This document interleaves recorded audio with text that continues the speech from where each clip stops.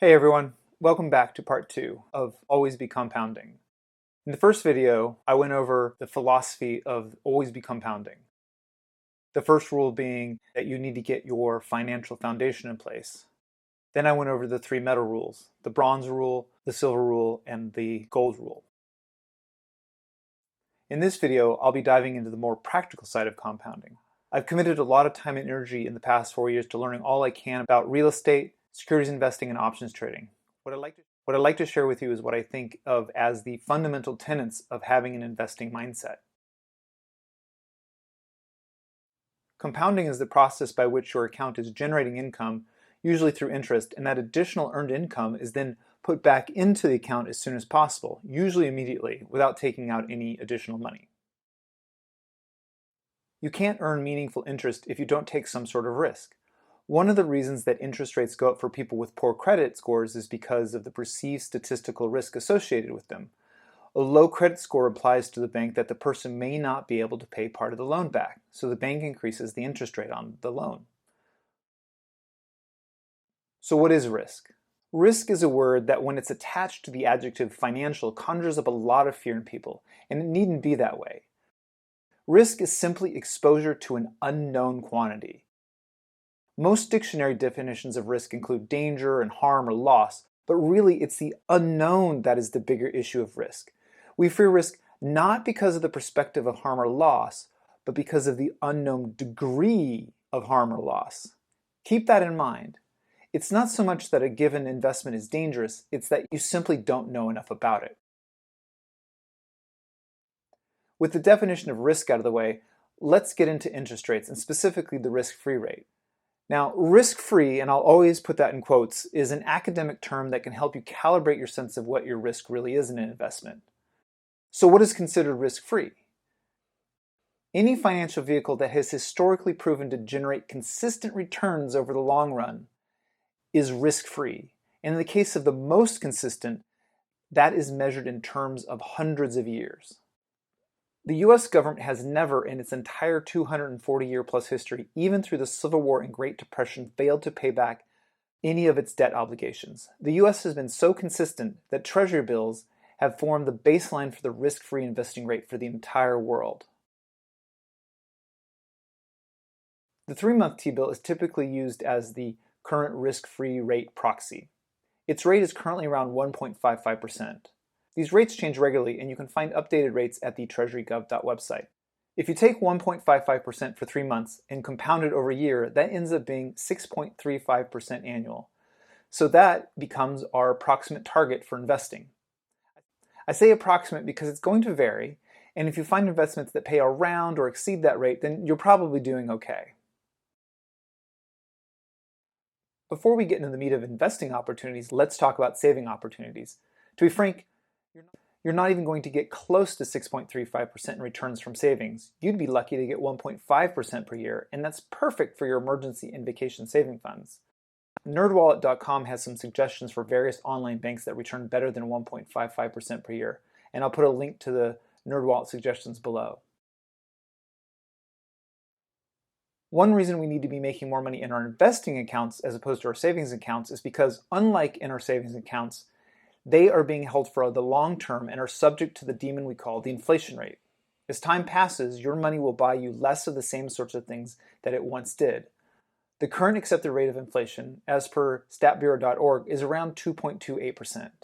Standard savings rates will not exceed 2.28% except in the rarest of events, but the risk-free rate will exceed inflation, which is why 6.35% should be your base target for your overall portfolio.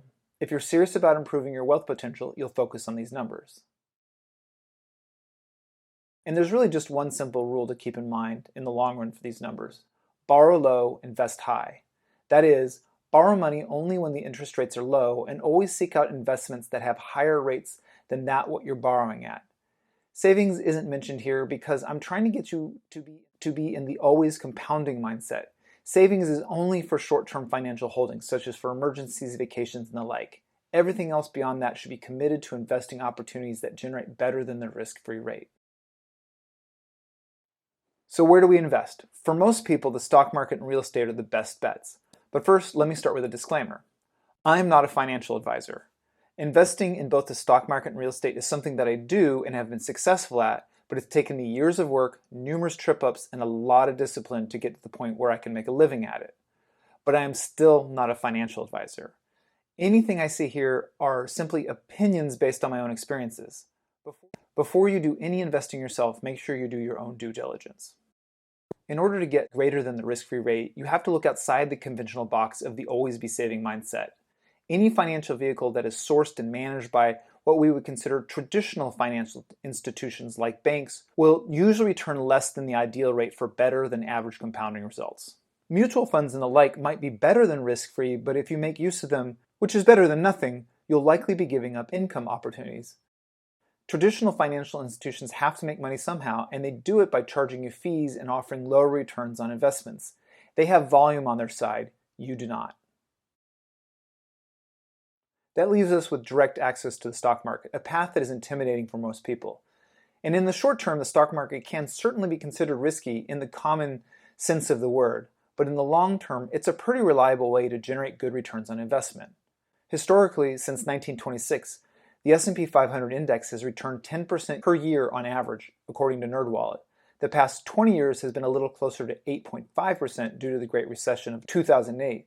So if you're looking for a realistic number, 8.5 is a better target. There will be highs and lows over the years, so manage your expectations around these numbers as you look at your returns on a yearly basis.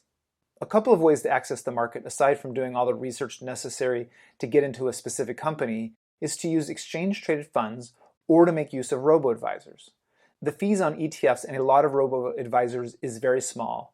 These tools are fairly easy concepts to grasp. You put money into either broad market funds or specific niches that you believe will do well in the very long run, and then keep reinvesting any returns that result from dividends or that result from capital gains coming from rebalancing. The other place to look for solid returns is in real estate. There are two broad categories of real estate deals that most people can get involved with: passive and active.